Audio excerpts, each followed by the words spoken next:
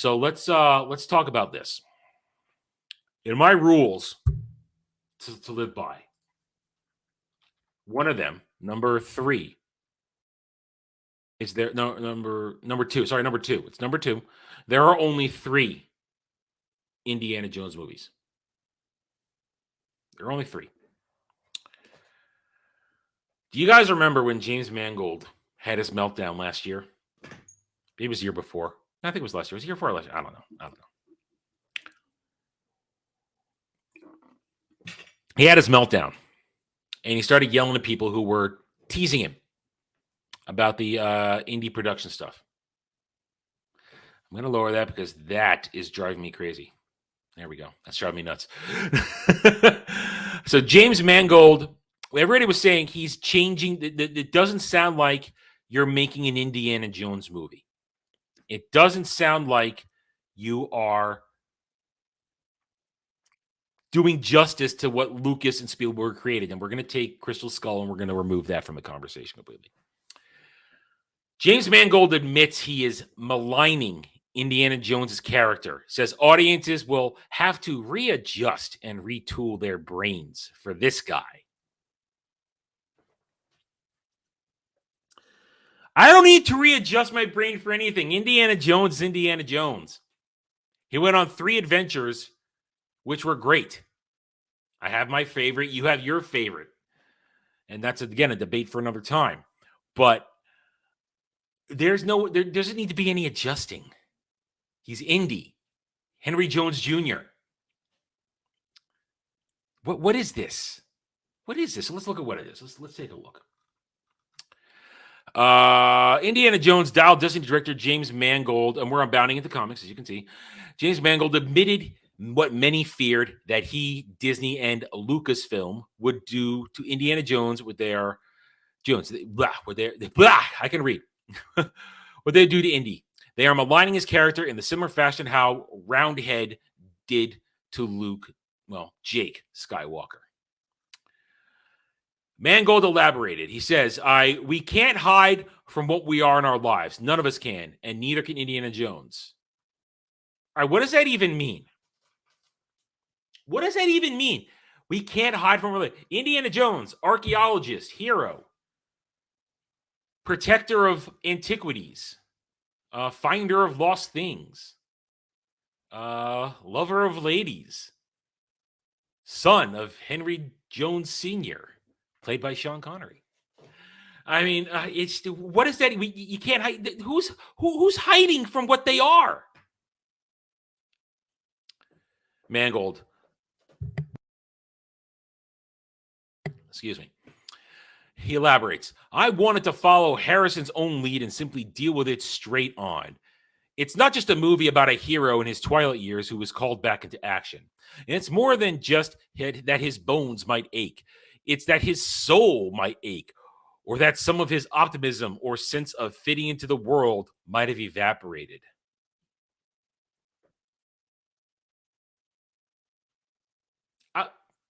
What? What? No, he doesn't alter who he is. We have 3 movies. They're right there on my shelf. We got 3 movies that tell us who he is.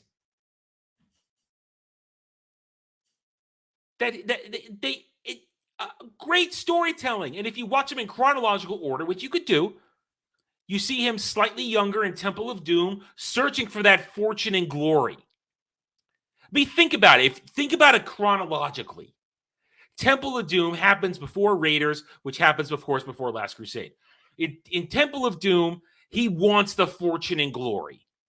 Fortune and glory, kid. Fortune and glory. He's ready to take the Shankara stones and sell them to make money, to have his name go down in history and that he found something. But by the end of the movie, he understands that there are more important things than fortune and glory, that returning the item to where it belongs, or later on, putting it belongs in a museum. So do you, Dr. Jones. Last Crusade. He learns that these things belong places, that there's more to it. There's an arc. He goes through a character arc over 3 movies. And in each movie, he learns stuff. In Raiders, again, he wants to make the mark of history. He wants to, it's the things we got. This is what we got into archaeology for, Marcus, to find the ark. And he still, he don't want the fortune and glory. He still kind of wants the recognition of finding something great. But by the end of it, Marion's life is worth more to him than the artifact. Learns a lesson. In the Last Crusade, again, family. And then he acts actually his father. The life of his father is worth more to him than the Grail. He wants to protect his dad, to save his dad's life after he's been shot. We know who Indiana Jones is. Some of his optimism or sense of fitting in the world might have evaporated. No, it wouldn't. Because he's had a fulfilling life. He's had adventure. He's had love. He's had excitement. He's done things. He's seen things no normal man will see. And then he could settle down and teach in class. He would have done that. This is ridiculous. Mangold then justified his decision to malign the character, saying, the mistake you can make in movies, you mean mistakes that you're obviously going to make here, and we've all seen movies like this, is where someone is of a ripe age, but the entire movie is continuing this charade along with them that they're not that old. No, you're not avoiding a problem. You're perpetuating the problem of putting an aging action hero on the screen. And to top it off, you're putting this piece of shit in it as well. Phoebe Waller, Fembot 2000 Bridge. Unbelievable.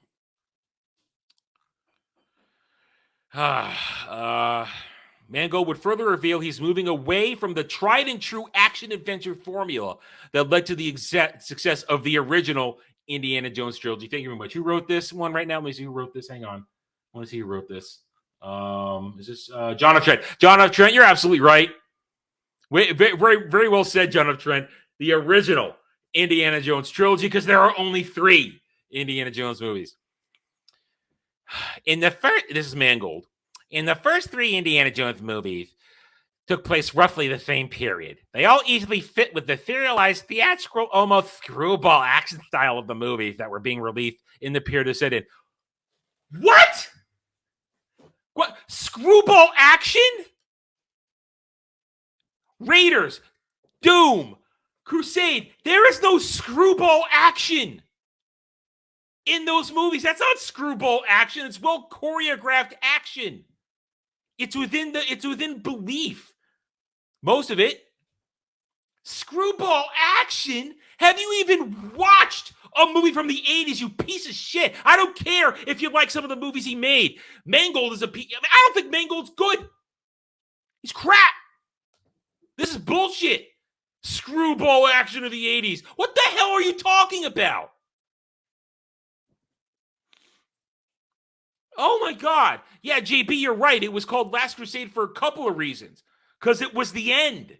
But it was also the last crusade for the girl. But it was also his last crusade. That was the end of the story. There's still right. You can't end a movie, a series better with your heroes riding off into the sunset to one of the greatest composed scores, themes of all time.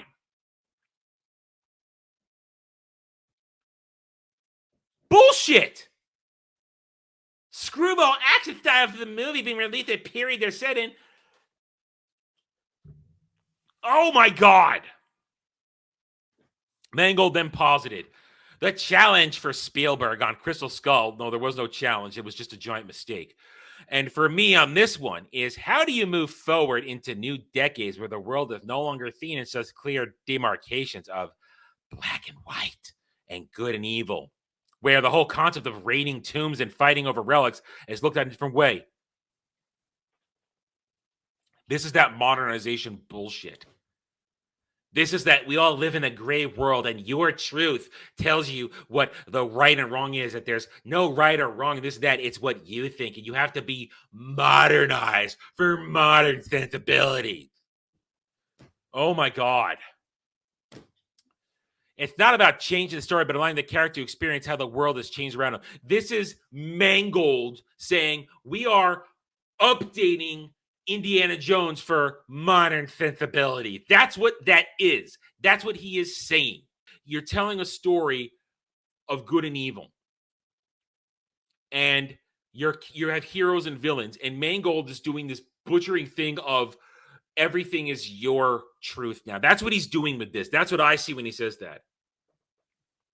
He told the Hollywood Reporter, and our perception of politics is more gray. Who's the villain? Orange Man, bad. Who are we working with?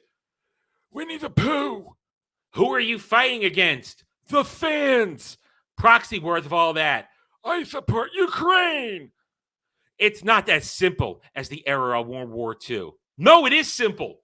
It's very simple. We're still fighting fascist commies out there. Very simple. And you're one of them, James Mangold. Pinko commie piece of shit. Oh my God. No, it's all the same.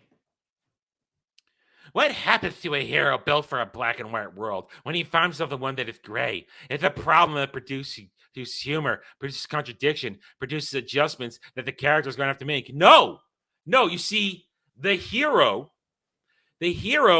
adheres to his ideals. He adheres to what makes him the hero. That's why he's the hero. He doesn't compromise and change his belief system to suit your gray world. This movie is going to be garbage. It already costs. We talked about this recently. We already know the budget of this movie. $350 million, probably a little bit more. 300 or 350. This movie needs to make almost, if not $1 billion to break even. And you can't call, you said that with Avatar. No, they put the numbers out there last week. The numbers are there. This movie, there's no way this movie makes money. If it does, it makes enough to buy Harrison Ford some pot. That's it. All right, I'm done with this one. Thanks for watching, everybody. If you'd like to reach out to me, please email me at therarenerd@gmail.com for all channel business purposes. I am on Twitter now, mostly for promotion and sharing of videos, maybe a little shit stirring here and there, who knows, at @TheRenNerd. You can also find me at the Geeks and Gamers forums under @ROAS, and you can see me on Rumble and Odyssey under the Renaissance Nerd. Thanks again for watching. Take it easy.